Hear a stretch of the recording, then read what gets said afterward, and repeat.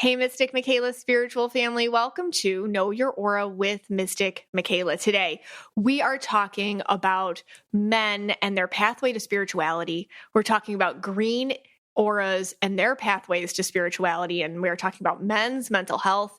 And we're going to be joined by Jonathan Cohen. He is a writer. He is the founder and co-host of Mayim Bailik's Breakdown podcast. And he's going to help us understand the green indigo perspective. He has a background in mindfulness and somatic healing. And I'm really excited that he's going to join us today. But first, hey, Scotty. Hey guys, do you know what I did all morning before we even get started? What? I had to clean out the green room. The green room. It was so dusty in there. Yeah. It's messy. Yeah. We still have the posters. Our last guest that we had was Sarah Rice from the MTV's The Challenge. Yeah. We still have those posters up. I know. It took a long time to get it ready. We never have guests. The green room. Right. Yeah. I don't know what it is. Maybe it's my breath. I don't know. But you know, the green room is now ready for our green guest today, Jonathan. Yes. But you know, before he gets here, and he's in the green room now, and he's fine. Yeah, he's good. It's clean now. It's clean. It's clean. Yeah. Don't worry, people. Good job. You know, the red. I want to just talk. You know, the show we get the red perspective, the male perspective, from me, of course. Of course. Yes. Red, blue, you. Right. And we don't really get the green male perspective a lot. We don't, yeah. So I think this will be neat. But, you know, my pathway to spirituality is probably a lot different than Jonathan's has been. Yeah. I'm already, before even talking to him, I agree. Okay. And, you know, let's go to the red first, and then we'll go into the green. So my path, I would assume it took a lot longer, a real long time. You're wrapping your head around this stuff. Yeah, I mean, this nonsense. And for me, I guess the problem that I always have is when it happened, like, I needed to see it, right? It has to happen to me. If you tell me the story, I believe you, but it just kind of goes over my head a little bit. Like, yeah. So it has to actually happen to me. Seeing is believing for you. Like for instance, the other day, you know, when I took your deck, the first time we opened it, and the first card I pulled was your angel number card, 716. And I'm in the moment, I freak out, and I'm shocked, and I'm like giddy and all that stuff. Mm-hmm. But then time happens, and it fades. Yeah. And then I'm like, well, let me think of 10 reasons why that happened that way. Yeah, it's like 50 First Dates, the movie, but with spirituality and you. Like every day's a new day here. Right. Every day's a new day. And that's what it seems like. Yeah. You know, right. I think someone said it's like a case-by-case basis for me. It's like, I think red auras in general, it's a case-by-case basis with pathways to spiritual. Red aura men. Yeah. And like, if we take a step back, I think with men in general, the first obstacle is society. Because a lot of pathways to spirituality have been given more of a societal nudge towards, oh, that's girl stuff or women's stuff or whatever. And it's not really encouraged, I feel like, in the male perspective. So it's quickly shrugged off. And then, so I think that's why it's easier to talk to your double empath guys about this stuff, like your purple blues, your indigo blues, your turquoise guys, all that. It's like easier to talk to them about this stuff. But then when you start talking to reds or yellows or green guys, I think that's where it differentiates even more, and that's where the battles are. So a lot of our listeners are women, right? And a big thing that I get asked, and you get asked, and it's on the Mystic Michaela Spiritual Family Facebook page is, how do I get my father, brother, husband, son into this? Like, how can I get them to see this stuff? And yeah, we talk about it from a red aura perspective all the time. Right, exactly. But today we're going to talk about it from the green perspective. Yeah. So, and we need obviously a guest to do that, because I can't do that because I've never had green. So get your green guy or get your green significant other. Right. Pull them in right now. Get them. Yeah. Go get them. Whatever you're doing, put pause. Yep. And go get them. Get your dad out of the workroom. Right. Get your kid, get your son off his game console. Right. You know, one of those. I'm trying to get all the green stereotypes. All red guys, all three of you that listen to this podcast, you can go now. You guys can take the. You're good. This episode, take an episode off. You got there. Enjoy. Take an episode off. Tell your purple blue wife that you don't need to listen to this one. You have my blessing. Okay. Okay. All right. So what about these greens? How is it like? we get it from Jonathan, but how is it different? How do you see it differently? So I see with greens, they're either all in or all out. And that's the green thing. Like the green aura is like and I'm talking with men. With women, it's a lot easier. They can come into this a lot easier with spirituality so I'm going to focus on men for a second. So green aura men, feel like it's like a flipped switch. So once they see it, once they decide, okay, wait a second, and they rework it in their own way. They look at spirituality as their own kind of system that works for them, and they find the pattern that settles with them or a set of beliefs that works for them. They are good to go. It's stable. It's a foundation. They have it. It's all ready. But before that, if you get somebody out of their ideals or you get them in their box, it's hard to reach in there and make them change their way. Okay. I guess it's just, if you think about green aura guys, they're kind of like programs, and you kind of got to rewire the program. Once you do, they're good. Yeah. It's kind of like in Mandalorian. Here's a green aura. Okay. Here's a green aura metaphor. Like, that nanny robot that they programmed to be the nanny for the Mandalorian. Yeah. He's supposed to be like a protector. He's the protector, but he was actually like a robot that was a soldier and a warrior first, and he was really scary, but he got reprogrammed. Yes. And then he was good. Like, he was fine after that. That's the green aura. Like, they just have to get reprogrammed, and then they're fine. So you just got to get in there. You got to get in, which is, it's hard. It's easier said than done. You got to get into like their base programming, kind of flip some wires around.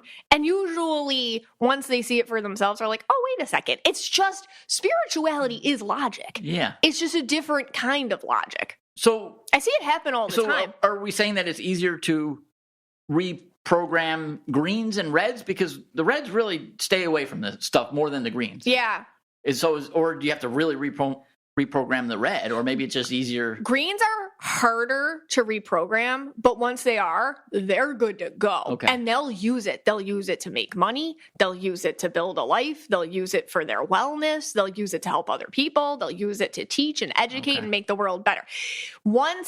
It's harder to get there, but once you got there, they're off and running. Reds, it is like a constant struggle, and every single situation is different, and they're so stubborn against themselves. Like, they'll learn something and then shut back down. Yeah. So it's just kind of, reds are easier in the moment. Like, you can get in and be like, okay, fine. I see what you're saying in this particular case. Right. But greens, and maybe they are harder because they need everything to kind of attach. They see greens are more system. So they have to see everything, how everything interconnects. Reds aren't so much like that. They can take things on a case-to-case basis. Okay. But once, and greens, like, if you think about it, like, really successful greens have a lot of connections to their spiritual well-being. Okay. Yeah, and that, what you just said makes perfect sense. Does it? Yeah. Okay. Oh, yeah. I mean, the Mandalorian thing? Well, no, that the idea that once the green understands it and you have reprogrammed they will make that part of their system or their life, whatever you want to call it. And we're like, me with the red is like, in the moment, I could even think, wow, this is really cool. Mm-hmm. That really happened? Oh my gosh. But then time goes by, and like you said, it's like 50 first dates with me. And they're like, you got to show it to me again. Yeah. And you got to show it to me again. Mm-hmm. And then guess what? You got to show it to me again. Yeah. And if it doesn't happen, there's something like doesn't pop out, out of the norm for a few days, and I lose it. Yeah. Like the lights sometimes go on and off here, right? When we're doing that witch spell and the lights, it freaked me out. Right. But now it hasn't happened in a while. Mm-hmm. So I kind of like, okay, did that really happen? Yeah. Was it the electricity? You go back to default mode. I go back to the default mode. Like, greens can change their default mode. That's like they can change their default programming, which actually makes spirituality and the logic that comes with it more applicable for them. And then they're more creative with it. Yeah. Oh my gosh, hang on. I can use this in a pattern in my business. I can use this in a pattern in the stock market. I can use this in a pattern in my garden. I can use this in a pattern, for the things I already like to do. Yeah. Okay. So it's interesting. No, it's really interesting. It's actually really fascinating. And a lot of the greens that end up being very spiritual are the ones that, I call them around here guru greens, right, which is your quintessential like retreat leader who's barefoot all the time. Right. But if you think about some guru greens like Deepak Chopra, is one, he's green. I could name off the top of my head, it's harder, but I can name a bunch of green aura men who actually are leaders in the field. And a lot of people go to them for advice and wisdom and spiritual help. Yeah. And I don't want to knock the green guru green, but sometimes to me as a red, those people come off inauthentic. Okay. And I don't know what that is. It's just because they've made their own recipe. Okay. And it's like, here's how to do it. Like that.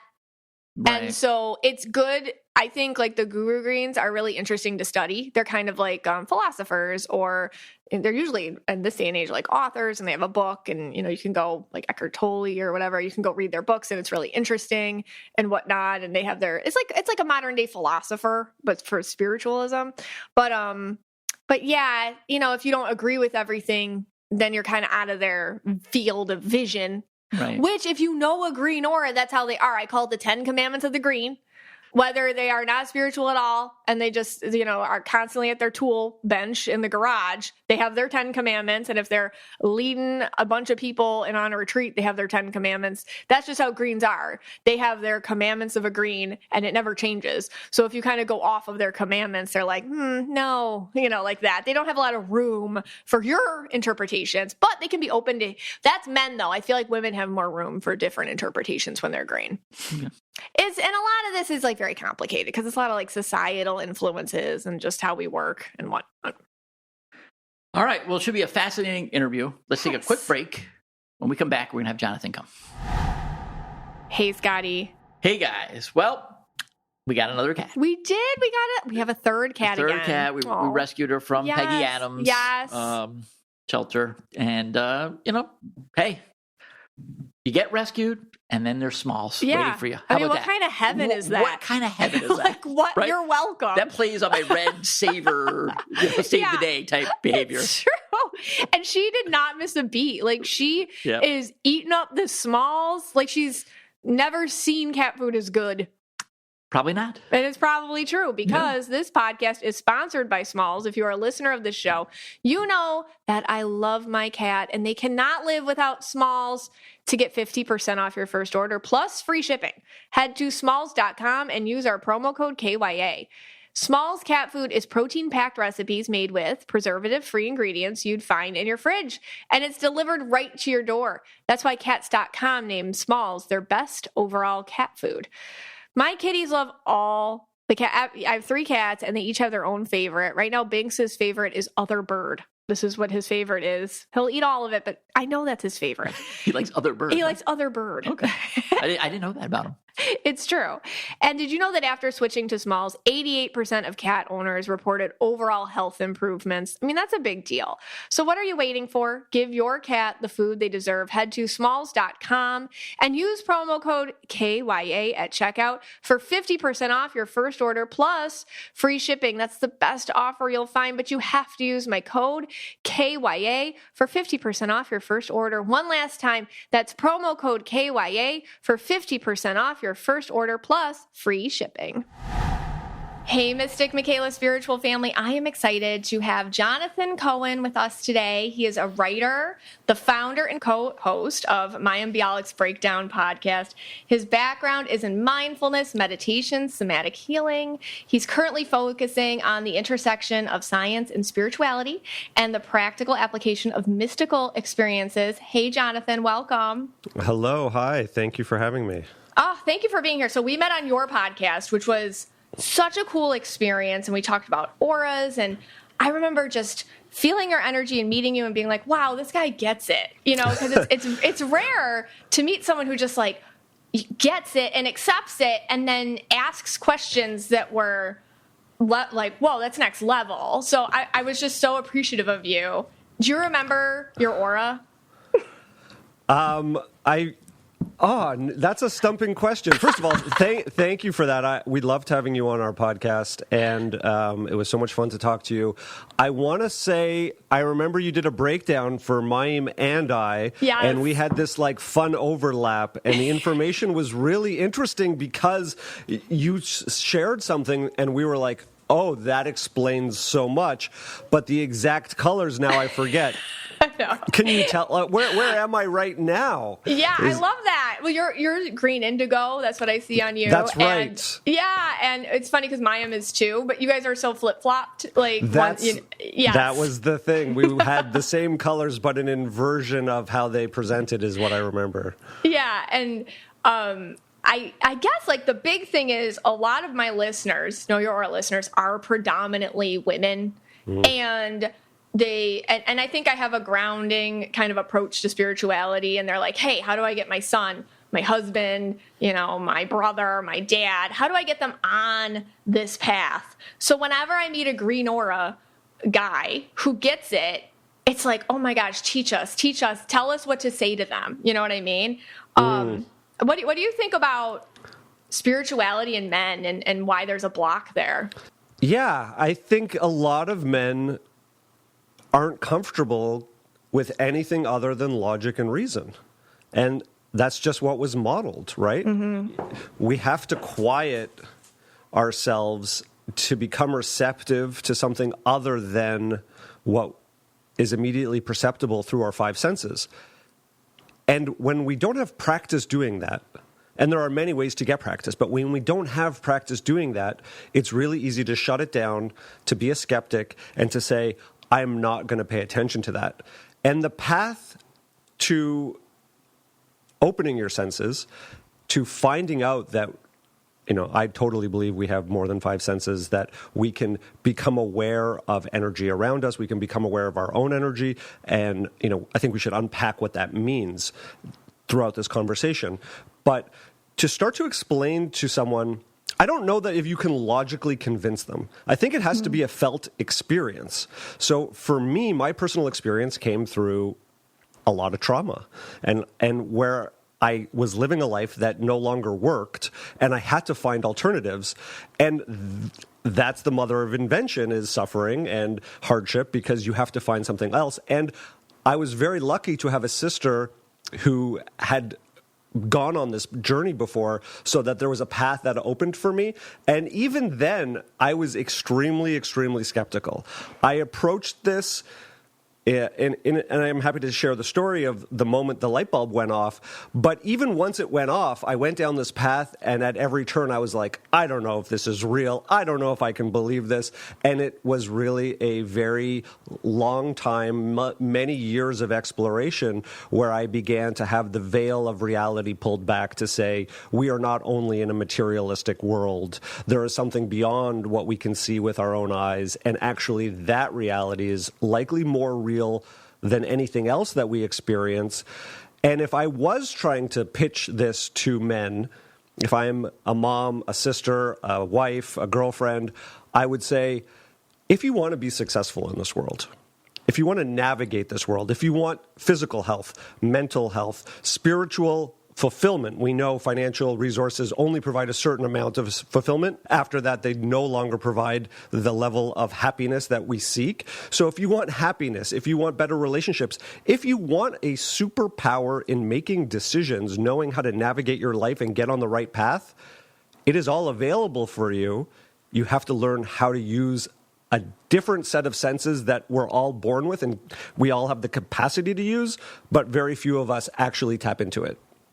Wow. And I think when you said role model, and that's so powerful, because you do need to be around someone who can role model that for you, or be vulnerable, or show you, or give you tips when you don't know. And maybe men in general have a hard time feeling, okay, this is a new area for me, or I don't want to look weak, or I don't want to look like I don't know what I'm doing. There's so much blowback in society about that. So it's just like a new, I guess, system of learning that you're tossed into.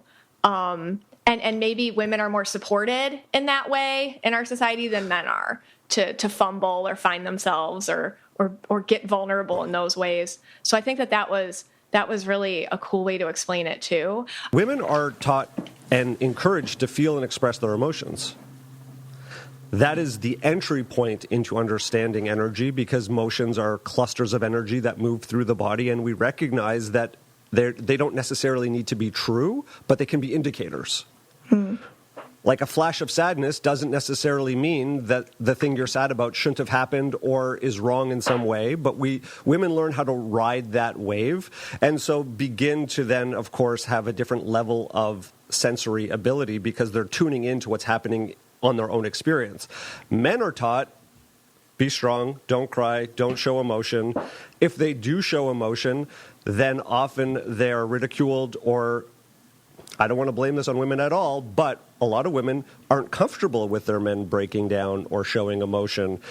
They want to fix it right away. They want to know what's going on. They want to intellectualize it instead of allowing them to go through the process. So men are never really taught how to do that. Women often also are more in the arts, more creative. The imagination is encouraged. And again, that's another avenue that we know that allows us to get into that part of our brain that can have mystical or spiritual experiences. Wow, that's really powerful. Yeah, it's just the way everything's set up is there your first obstacle, but even past that, there's trial and error that you have to set somebody up for when this is okay. And everything any feeling you feel isn't taking you down. It's just an experience. And I think that's the first lesson. That's really interesting. So what was your own personal pathway? What was your light bulb moment, if you don't mind sharing? It's a little bit of a story, but I'm happy to share. It happened when I was 17. And before that, when I was 14, my brother was injured in a severe car accident. I had an older brother. He was 17 at the time, and he was thrown from a convertible without wearing his seatbelt in a single car accident, and he landed on his head. Oh, my God. It was really a shattering moment in our family. He had brain surgery. The neurosurgeon said if he had been if he had been an older man, we wouldn't even have operated. We would have let him die because of how severe the head injury was. And the prognosis for him was that on one side, he may never walk, talk, or recognize family again. And on the other side, they didn't know, but youth was on his side, and they told us to hold out hope. And so as a 14-year-old my life had been fairly sheltered up until that point. I'd had my own experiences, and if I look back, I could see moments where spirituality was trying to come through, but hadn't really burst through. That was a moment where everything fell apart. My family was in shock and trauma, and really our whole focus began to be focused on his recovery. Wow. 3 years later, he's still very disabled and recovering, and our family had been focused on that. My sister, who had her own physical journey, even before my brother's accident, she struggled with mysterious pain. She had fibromyalgia, which 25 years ago, there was no real term for it. So she saw different experts one after another. Some would say, we have no idea what was wrong with you. And after 6 or 7 years of seeing experts without any diagnosis, she got to a doctor who said, you have fibromyalgia. The good news is there's a label for it. The bad news is we don't know what causes it. And half the doctors think it's just psychosomatic. It's all in your head. And the other parts of medicine are starting to understand that there's a component of the immune system that starts to attack the body, and we don't know why. Mm-hmm. She was in business and finance at the time, and she began a path of changing her life, studying yoga, meditation, changing her diet, and dedicated her life to healing. And one of those ways that she embraced that and changed her life was through reiki and somatic healing. And she started to work with a teacher who did a form of hands-on body work that allowed you to connect with the universal energy, channel it, place your hands directly on the body, and then use that as a mechanism by which people could start to see and feel their own energy blockages and release them. And often there were stored trauma or emotions that people would start to cry and verbally and mentally process. And so that's the somatic tracking aspect of the practice, whereby you use the breath as well as the hands-on technique to learn more about what's happening and then release these blockages. And I'll circle back to that just in a second. I had no clue how many subscriptions I had going on in my life until Rocket Money came and let me know. I mean, you sign up for something and trust me, you forget about it after that trial period ends. Then you're charged month after month after month. The subscriptions are there, but you're not using them. In fact, I just learned that 85% of people have at least one paid subscription going unused each month. Well, thanks to Rocket Money, I could see all my subscriptions in one place and cancel the ones I'm not using anymore. And now I'm saving more money. Rocket Money is a personal finance app that helps and finds and cancels your unwanted subscription, monitors your spending, and helps lower your bills. You can grow your savings. Rocket Money has over 5 million users and has saved a total of $500 million in canceled subscriptions, saving members up to $740 a year when using all of the app's premium features. Cancel your unwanted subscriptions and reach your financial goals faster with Rocket Money. Go to rocketmoney.com/KYA today. That's rocketmoney.com/KYA, rocketmoney.com/KYA. So I had not had any experience with that, but I saw my sister have these drastic changes where she went from being in a wheelchair at one point to backpacking around India and being able to hike and walk and, drastically change. Oh, wow. So, but of course, she's 6.5 years older than me. I'm 14 when she starts to go through some of this stuff. So she goes through a journey. And at 17, 3 years after my brother's accident, I'm in the kitchen late at night. We're having a party. All my friends are over. My sister happens to be in town. She had moved out at the time, but she's in town. And I'm making myself a snack in the toaster oven. I'm making a grilled cheese sandwich, and I place my right hand into the toaster to pull out the sandwich, and I singe the three fingers, the tips of the three fingers on my right hand. And I look down, and immediately I see the blisters, the outline of the blisters starting to form. And I go to put them under cold water, and my sister says to me, "Would you like me to reiki your hands for you?" And I'm like, "Come on." I love that. And I'm always teasing her. We all have a cousin or a sister or somebody who's like, "Let me reiki that for you." So we're all here for that. Okay. And I'm like, "Come on!" Like I'm joking with her. I'm like, "Sure, fine. I'll just entertain you, and I'll let you do this." And she cups my fingers in her hand, and in about 10 minutes, I start to feel this tingling sensation happening. And I'm, again, joking with her, and I'm like, do I have to chant? And, I really have no concept of what's happening. Right. The vernacular is also very different, right? We're talking almost 25 years ago. Yes. And at the end of that, about 15 minutes, I look down, and the blisters are gone. Totally vanished, like nothing has ever happened. And I say this now as someone who is a firm believer in the potential of miraculous healing. But even that, I have to go back and say, is it my memory that happened? Of course. Was it really a bad burn? I do this negotiation. But in my heart, I know that was the experience. Yes. And in that moment, when I looked down, I said to her, I want special powers. How do I do what you're doing? Because to me, that signified that what I understood as the limits of what's possible in the physical realm were not the only limits of what was possible. And I was wildly curious. And so very soon after, I started training with the woman who had been her teacher. Oh. And, interestingly, I was a 17-year-old teenager amongst mostly 35, 45, 55-year-old women. Yes. Who, when we talk about the difference in the demographic. Yes. And But something about that, in the aftermath of the tragedy of my family, I was very shut down. I did not process those emotions. I just bottled them up as much as I could. I didn't think there was space for me because everyone else was going through much worse stuff than I was. And so my experience was of neglect, abandonment, because there was just no emotional or attention resources for me. So I tried to make myself as small as possible. And I really didn't know that I was in this post-traumatic shock still all those years later.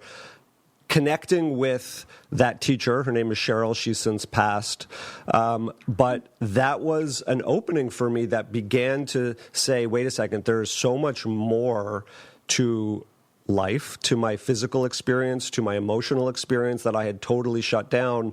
And it was really over the course of about 3 years where I trained as a practitioner. I was seeing her for weekly sessions, and then I started assisting classes every weekend where I just started doing tens of thousands of hours of hands-on work. Wow. And in quieting the mind to be available to provide treatment, all of a sudden, everything started to expand, and my intuitive abilities expanded, my extrasensory abilities, and I went down this path of exploration, not only in that modality, but then, of course, you start to get into the world and you meet people who do all sorts of different work. You do. That is amazing. I mean, that you are incredibly young to be on that journey, being 17 and opening yourself up to that type of universe. I mean, to me, it says this kid was young in years, but the amount that you had lived through, like the amount of trauma and experience and just brokenness that where you're living in, to be, you know what, let's just do it. You know what, I'm throwing myself into it. That just speaks a lot. There was no other choice really for me. When I look at where I was at that moment, I was so depressed, functioning, but there was no words back then for depression, right? It was just, life happens to be really difficult, but I wasn't tracking that. I didn't have anything I was looking forward to. I wasn't interested in school. It was extremely hard for me to engage with my friends because everyone was like laughing and having a good time, and I would catch myself in moments doing that, being like, oh, but wait a second, I know that my brother is at home in a wheelchair or struggling, or his life is passing him by. And, so I had this juxtaposition of like trying to escape my home life, but never really being able to. And this was an avenue, but the more I got into energy work, almost the harder it was because I didn't have a peer group that was relatable. So, the first, I describe, my first time in a workshop when I went to learn how to do this. And it was literally almost a week and a half after the burning of my fingers. There happened to be a workshop that I was able to sign up for. And at that time, I was very good at not completing things. I was 17. I'm like, I have an idea. I think I'm going to go to this class. And what I thought was that they were going to give me some like mantras or sayings that are like, I was like, they're just going to give me these secret catchphrases. And if you say that, then you trigger something in the universe and all of a sudden magic happens. And when it wasn't that, I was like, I want out of here. I don't want to feel. Are you kidding me? I didn't want to feel anything that was going on. But you have to slow down. And in that slowing down process, the class was over 4 days, 2 evenings and 2 full days. And after the first day, I was like, I want out of here. And after the second day, I was like, I don't want to go back at all. But I had to make a commitment to my parents that if they paid for the class, that my one commitment was that I would finish it. I wouldn't stop halfway. And so the Saturday, there's hands-on work. And I'm lying on the table receiving these treatments, and I'm everywhere else in my mind other than right there in the room. I'm trying to avoid it at all costs. Sunday happens, and I'm treating someone else. My hands are over their eyes. You sit behind their head, and I'm cupping their eyes. My hands are resting on their face. And all of a sudden, and I can feel it now, there's a tingle of energy that's happening in the palm of my hand, and the palm of my hand is getting really hot and pulsing. And for 3 days, almost 4 days, the teacher is describing what energy is, and I have no concept of what that means. And then all of a sudden I feel something that I cannot explain or deny. And in that moment, that's when things really turned for me, where I was like, there is something physiologically happening that I can't explain, and it's so powerful and it's so tangible that I want to know more. And if I think about tying this to the connection to men, what I think is really powerful and the way that you can begin to open their minds is to get them into experiences where it's not a logical, rational conversation, where it is experiential. Because when people have an intuition or they have a premonition, and I would love to talk a little bit more with you about that, we know that it is not something that that we're trying to understand. It's something that we experience, and that starts to blow the doors open for how we perceive reality and what we think is possible. That's a great way to explain it. It's like you don't have to do anything with it. You just have to sit there through it. Winter can be so harsh on my skin. I mean, just that indoor heat and lack of moisture in the air. Well, Osea and their Undaria LJ body butter leaves my skin unbelievably soft and smooth after my shower. I just slather on a generous layer of Undaria LJ body butter and I massage it in, and it smells amazing, and my skin looks so moisturized. The skin below your neck, I mean, it really does deserve as much love as your face, okay? If you've ever looked at your legs, especially during winter, it's like, oh, they need some attention. And the Undaria LJ body butter makes your skin, for me, smooth, supple, hydrated, and it's not greasy, and it smells amazing. And I'm very sensitive to smells, and this smells citrusy, and it just wakes me up, puts me in a really good mood.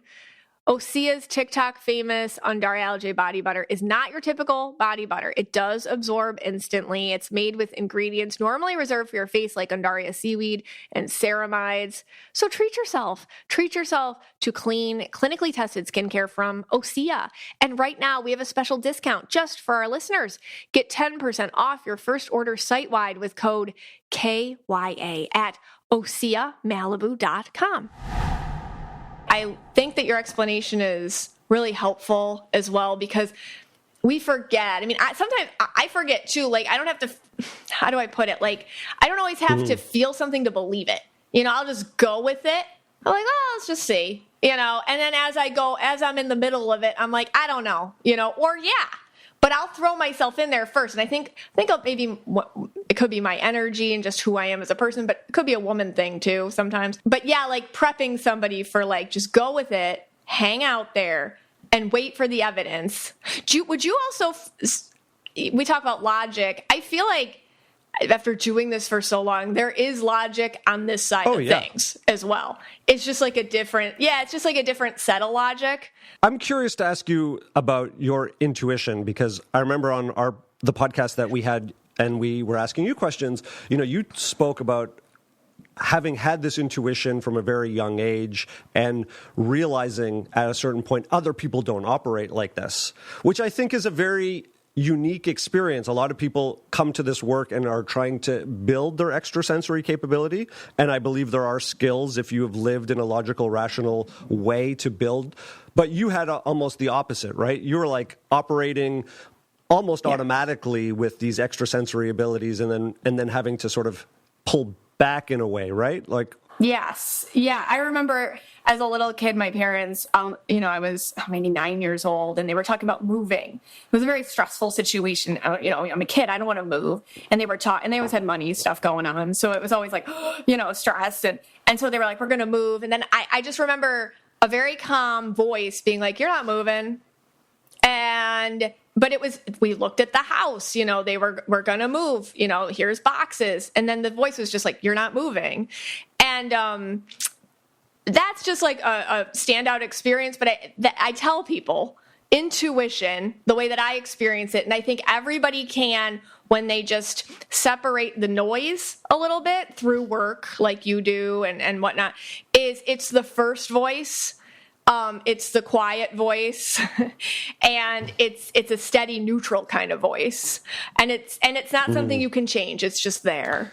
So that's how I experience intuition. But I think everyone can get there. It's a voice. We just learn to brush off, or we try to change it, or we don't accept it. So if you're pitching to men, and you're a mom, a wife, a girlfriend listening to this, a sister listening to this, and you're thinking about pitching it to the male in your life, I would start by saying, imagine you had this unbelievable superpower to navigate life, being able to see beyond what's shown to you right now.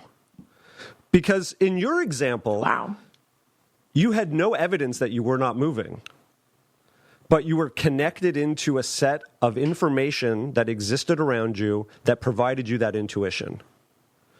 So another way of describing it would be like, our bodies, our brains are actually like our cell phones connected to a larger internet that's around us. It is not that the information exists in our brain and our bodies are able to channel that information. And if channel is too woo-woo a word, we're able to pick up on and receive that information and translate it to our minds. The mind is a translation vehicle or a translation organ versus a creation organ. And in that case, well, then you can say, well, one of the huge benefits of having a very strong and well-tuned instrument of your body and your brain is, well, can you access your gut? And most people can't access their gut for a variety of reasons. One is unprocessed emotion, not being tapped into what that gut is telling them, and not being able to translate that information in the brain. So the gut-brain axis are not in sync with one another. So, for example, you may have received the feeling of you're not moving, but not being able to intellectually understand it or know what the voice was.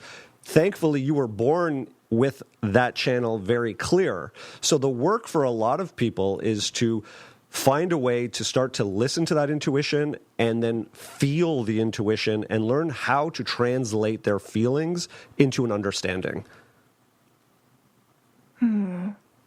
When somebody says that sounds like a lot of work, what do you say to them? It's interesting. I think that's, people are resistant to change, but the work that happens by not having that access is far greater. The number of missteps, the number of ways that we can imagine something only in the mind without feeling it in the body and be like, oh, wouldn't it be amazing and we can create this whole mental picture, but there could be 10 steps down the road that we're not aware of, but if we drop in and actually sense with our guts, we have a much longer viewpoint. I was speaking with someone recently who had done this work, and she was about to buy a house years ago on Vancouver Island. And everything lined up. Her sister was there. She found the house. She could imagine her job. But she kept getting this nagging feeling. It's not right. It's not right. It's not right. Yeah. Something feels off. And in that moment, she knew enough to not take action. And it turns out that her sister ended up moving to Costa Rica not very long after. And if she had purchased the house, she potentially would have been there by herself. And the vision that she had for herself was just that. It was sort of a mental fabrication versus a reality. And if we understand that there's a larger reality, and there are many realities, but there is the likelihood or probability of things that exist as information in the universe that we can tap into. And if universe is too broad, just think about there is information around us that we are processing all the time that guides us place. Our animal instinct we're disconnected from now, but as we slowly start to get reconnected with the animal instinct, we can understand when people are BSing us. We can know what's right for us and what's wrong for us. Imagine the lost time in accepting opportunities that actually aren't the right fit and how much work that is. being in the wrong relationships, being in the wrong house environment. You go and see an apartment and you're like, it kind of checks all the boxes and you don't realize you're going to hate the neighbors upstairs. I think that we can actually sense these things and learn to have extra information. So to the point of it's too much work, it's actually an enormous amount of work to not have this skill set. That is true. That is so true. It's you're wasting time not doing it, like that.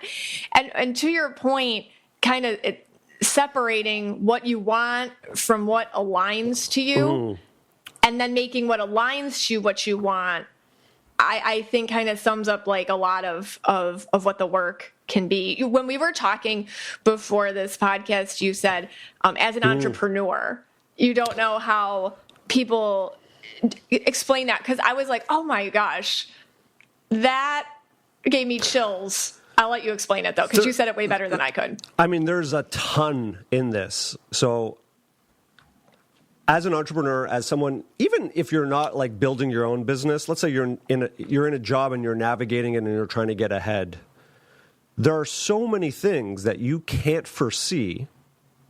You can make decisions with all the available data, but there's always going to be intangibles that you're not aware of. And if you're not using a 6th, 7th, 8th sense to navigate that, I don't know how people operate. Right? It could be the best. No, I do. I agree with you wholeheartedly, but I don't apply it that way. So this is fascinating to me. It could be the best product idea in the world, and it will never take off because you can pitch it to your heart's content, but you're never going to persuade anyone to invest in you or to take it on. It could be the best employee potentially in the world, but for the wrong role. Or they may be the best employee that works with you, but actually you're not hiring them to work with you. You're hiring them to join a team, and the team dynamics are going to be off. And you don't know that yet until they get into that environment. It could be like the number of decisions that we make in business are enormous, but even in our personal life, we're making 30,000 decisions a day, most of them with our subconscious. Yeah. So how do we try and empower the parts of ourselves that will navigate us where we need to go in an almost automatic way? Because we're making those decisions anyway. Why not make them with the most astute, knowing part of ourselves? And I think what people get tripped up on, they're like, because there's ungrounded spirituality where people are like sitting on mountains and they are talking about the end of the world and they're not living in the actual world doing things. So I like to sort of separate that out. Like that has its place, and I believe in expanding your consciousness and, getting a vision for what reality really is.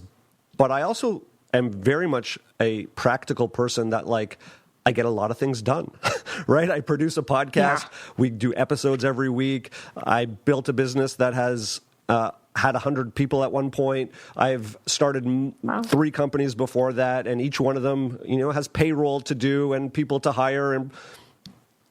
And I'll give an example. Recently, someone came to us with a project, a partner of mine and I, and we're like, this seems like a lot of work. We really like the idea, but neither of us have time to do it. So do we pitch that and hope that the right person comes along that can do this, or do we not do it? And that requires a level of intuition. And after I sit with it for a little while, all of a sudden, the part of my brain that I'm not tasking to solve this problem, but is just in the background, starts making me think of someone who I haven't thought of in about 2.5 years. So I text them because I recognize that I need to pay attention when it's repeated, right? It's not just that it happens once. Yes. It's that it comes in a few times. Because the first time it comes in, I'm like, oh, that person would never be interested in this. And then I do it again. Your ego shuts it down. Yeah. Exactly, right? And so it comes back and I start to look for those signs and signals. And then I find out that person actually has a has availability because the project they were on just ended, and actually they'd be very interested in this, and it could be the perfect fit. And so all the pieces start to come into play. So if we start to think about it in that way of the universe can conspire on our behalf if we get into the flow of looking for the signs, learning how to pay attention to the signs, and then learning how to implement those signs. We can get into what athletes call the flow state, and things just start to become easier. I am a side sleeper. I prefer to sleep on my side. I also toss and turn a little bit. And let me tell you why it's important to know this, because when you are purchasing a mattress, different mattresses can help you in different ways. And Helix has the best quiz to figure out what type of mattress you need. They will match your perfect mattress with your sleep style. And I did this. And because my husband, we share a mattress, he took it with me. They have a partner quiz. So they have quizzes for you if you're a single sleeper. They have quizzes for you if you have two people in a mattress, and they will pair you with the perfect mattress. I used to wake up with back pain, and I thought, oh, that's just life. That's just me getting older. Nope. Because now with my new Helix mattress, I wake up and I have no back pain. It is not a part of life. It is a part of not having the right mattress. Now that I have the right mattress, I realize this. But guess what? You can get the right mattress for you as well. Go to helixsleep.com/KYA. And the President's Day sale is going on. This is the best offer available. It's exclusive for KYA listeners. It's better than what you'll find on the site. And it is 27% off site-wide. So you'll get 27% off site-wide at helixsleep.com/KYA. I have to take this moment to comment that that's very green of you because like the way that you made that in such a, you present it in an eloquent system, and I feel like that's very attractive to people who think like that. And it to me too. And I feel like with you feel like energy to me in a lot of ways. Like, I feel like you're very one with how it flows, and you can see where it's stopped up, or you can see where it's moving, or you can see where it's taking too long to get somewhere. And I feel like understanding that and being one with the energy, and then knowing how energy likes to move and whatnot. I feel like, I don't know, to me, when you talk, you feel very attuned to that. Like you're very, you love the system of it and you love the flow of it. And it just feels nice when you explain it. Well, thank you. I appreciate that. And what you said made me think of another example. Have you ever been in a conversation with someone where their words don't seem to make sense to you? Yes. Where on one hand it's this, but on the other hand it's that, and the other hand is this. And if you only follow their mental logic, you're not going to get to an understanding, because there's something else happening. Mm-hmm. They're actually expressing something other than the words. So it has a very practical application in interpersonal dynamic. Stop listening with your ears and start feeling the resonance of what they're saying. Oh, this is expressing sadness. This is expressing doubt. This is expressing fear and anger. Okay, I can process all of those, but then ask the question, I hear what you're saying, but it feels like there's something else going on. What is that? Which brings you back to what you were talking about in the beginning. It's about the feelings and sitting with the emotions and the feelings. And as indicators. Exactly. Right? There's an indication that something else is going on. How do we parse through that? How many times as a manager in a business do people come to you unhappy? And this person is doing that, and this person is doing this, and what's actually happening underneath is that person had an idea or had a role or a responsibility that is no longer theirs because someone new joined the team. How do we empower them to feel safe and secure? There's something else happening. So it's like a very practical application of sensing is not only I'm going to connect to the universe and there's more information. That might feel a little bit too out there for people. But on a daily basis, most people are communicating in energy and in emotion and wrapping it up in language that the language doesn't do justice or doesn't give enough clarity to actually what they're trying to express to us. So how do we use our intuition as a deciphering mechanism, a decoder mechanism? It's like the microcosm. Like, what's really going on? You know, what's the bigger picture, which you can utilize for all sorts of things. I always say on the podcast, I'm always like, you know, if you can't find yourself, if you can't find your spirituality while you're doing dishes and, you know, taking calls and running errands, you know, I don't know, that's the spirituality I want to find. Like, that's the place I need to be in, you know, in life, like you're saying, in life, in the small spaces. That actually, so the other point that I think is probably bigger than all the productivity hacks, all the interpersonal hacks, although I think the interpersonal is very important, is that sense of peace. I'm doing dishes, and how amazing is it that the water comes out of the tap? Like, that is wild. Right. How amazing is it that, you know, we're in these houses, a society has formed, you know, we were lucky enough to talk to Deepak Chopra, and, you know, he's just unbelievable to be in his presence, but he describes that every interaction, every moment, the fact that we even exist is this radical miracle that we can be in awe of. And when for myself, when I get super caught up in my to-do list and getting episodes out and hiring and managing, I love that because it's a rush and it's part of the experience of being alive, and I enjoy it thoroughly. I love work. But when I don't pull back and have awe and wonder at nature, at my puppy, at the fact that I can do dishes and I can do some of the things that a lot of people find menial, I don't have any enjoyment, right? I can only ride productivity so far. The balance sheet only goes so far. The new pair of shoes only goes so far. It's ultimately empty.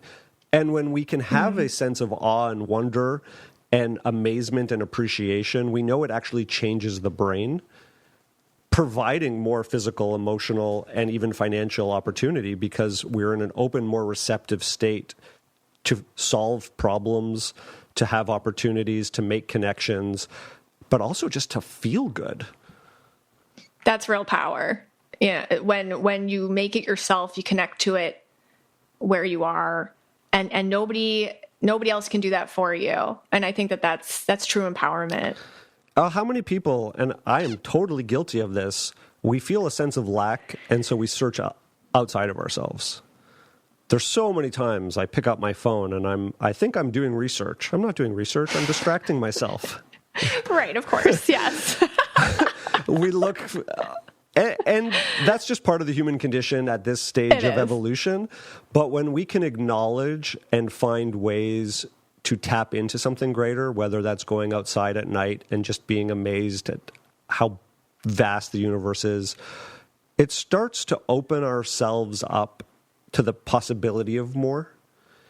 And that has been scientifically shown to increase our immune function because it increases our regulation and our and the repair mechanisms of our body. It helps us recover faster. It actually fights off disease. It prevents dementia when we get into a state where we actually are feeling those emotions. So, you know, this ties into the pitch back to men. It's like, make decisions better, have better interpersonal interactions, navigate the world, have better health. All of these things can happen in these micro moments by developing these extra senses. Yeah, the tools. I heard you recently because, you know, I follow you on Instagram and I listen to your podcast, and you were saying something really interesting about right brain, left brain. And we've all heard this before. Like, oh, I'm left brain, I'm right brain. But the way you said it, it was something that it felt new to me, the way you were explaining it. We were talking, I think the clip you're talking about, and I could be wrong, is that we were talking about how to actually increase intuitive abilities. Mm-hmm. So we know that the left brain has been associated with more logical, rational thinking. And as we quiet the left brain hemisphere, we increase the ability to receive intuitive guidance. So when we're sleeping, for example, we're much more open to experience intuition. Also, when we stop the analytical side of ourselves and we're able to quiet that down, the right brain is more expressive or active, and we start to access stuff that would not normally be in our consciousness or in our logical awareness. And that's when ideas can come through for us. So I would say that the ideal version of a personal experience would be being able to toggle between those two states and learning how to.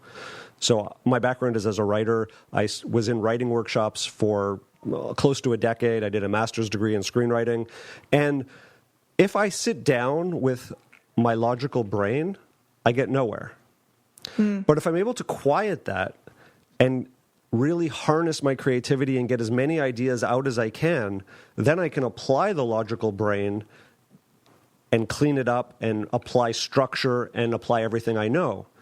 So in a world where we have to use both sides of our brain to navigate the world, I would say learn how to quiet the logical part of your brain, increase your intuitive receptivity, which most of us, and I'm making a generalization, but I think a lot of people, especially men, have not practiced enough. So spend the time, learn how to develop that skill set, and then apply logic and reason to the intuition. Hey, I'm being told to move to the Antarctic. Well, that doesn't make sense. I have a house here. I have a job here. Okay, then allow time to pass and see what persists. It may be that you need to go to a cold vacation, not move to the Antarctic, right? Yeah, that sounds like thoughts I have. Like, hey, Antarctica looks quiet. But I think that's an example of, like, that's obviously an extreme example. Of course. But, where I think men can sort of resist this is like, oh, but it's not clear, and I don't know what the information is. And sometimes in that creative, intuitive space, it does communicate in symbols and messages that need a level of decoding. And sometimes we need time to process the information and see what that information is telling us to do as an action step. And that's also something that needs to be practiced, this notion of building in time. It's often, sometimes you can sit down and get a level of clarity of, get hit with a bolt of lightning and I know exactly what needs to change. Other times it's incremental information. There's a part of myself that feels misunderstood in that last interaction. Do I need to do anything, or do I need to just know that that exists because it's an emotion that I experienced? And if I integrate that back in, I'm not going to be resentful at the person. I'm going to be aware enough, and then I'm not going to sort of subconsciously snap at them because I have this unprocessed annoyance. That is beautiful advice. Like, I feel like that lands heavy. And it feels like really, I don't know, it just really resonates. I feel like people are really going to take that. My question for you is, before we wrap it up, like, what are you passionate about now? Like, what is Jonathan like, oh my God, I'm really into this right now? Yeah. That's a good question. I feel like I very much feel like I'm trying to practice and integrate this type of conversation. Because I can go really rational, logical, right? I can fall into that trap. And I've seen that when I am in that space, any time in my life where I have not been actively connected to my spiritual practice, I'm more anxious, more depressed, more upset, and more geared towards looking for external solutions. I think it's actually really hard to be a productive member of society with a job, with a kid, with responsibilities, and then also incorporate enough time to have that internal work. Because it can feel like work, right? It's easy to scroll on a device, but we end up feeling like junk after. So going for a walk, for example, and turning my phone off and not listening to a podcast. I love listening to stuff, but I'm going to pause and just allow my brain to wander and to come back to itself. I'm going to practice asking for guidance. Instead of feeling like, wait a second, I have this problem and my rational brain can go around and chew up that problem and try to understand it every which way. When I do that, I lose sleep at night because I wake up trying to chew a problem up. But when I have trust in the universe and I say, I have this problem, but I know that there's going to be an answer that's made clear to me, please make that answer clear to me. And I give myself the trust and patience for it to unfold. Yes. So when you ask what I'm passionate about, I'm actually passionate about using my own life as a case study to integrate all the things that I've learned for all of these years and say, am I really putting them into practice? Because it's like one thing to gather the information, and it's another thing to like actually make yourself feel better with all the things. Because we can be junkies, right? Like, I got this note and I read this book and I know how to do this, but then we never integrate any of it. Like tchotchkes. So it's like, I just have this collection of just spiritual insight that I just look at, but you're like, no, I'm going to take it off the shelf. I'm going to use it and explain it. I love that. I'm going to use it. I'm going to explain it. And yeah, I just feel really clear that communicating this information and getting other people to understand little small ways that they can take steps to go down this path. I just think the amount of change we can make in the world on this very simple way can help people feel more connected, more peaceful, and just have less of that internal chaos that is so dysregulating. So if I can do any of that, what a blessing. That just made me really emotional when you said that, because I think that's what we need a lot of. So, Jonathan, I am so thankful that you came on and spoke with us today. I just know already my listeners are going to be so thankful for you. So where can they go find you and listen to you and whatnot? Well, I really appreciate this conversation. And I actually know that you see in people's auras when they're dysregulated, right? Like you can actually see it. So you're such an interesting example of someone who's witnessing the collective and how each one of us shows up in the world. So I'm appreciative of this. They can find me on Instagram, Jonathan Cohen Official. The podcast that I co-host is at Bailik Breakdown on Instagram, or Mayim Bailik's YouTube channel. You can find us there or anywhere we get podcasts. And I hope to do this again. This was so much fun. Thank you so much for being here. And everybody, this podcast is for you and about you. And I'm so glad you spent some time with us today.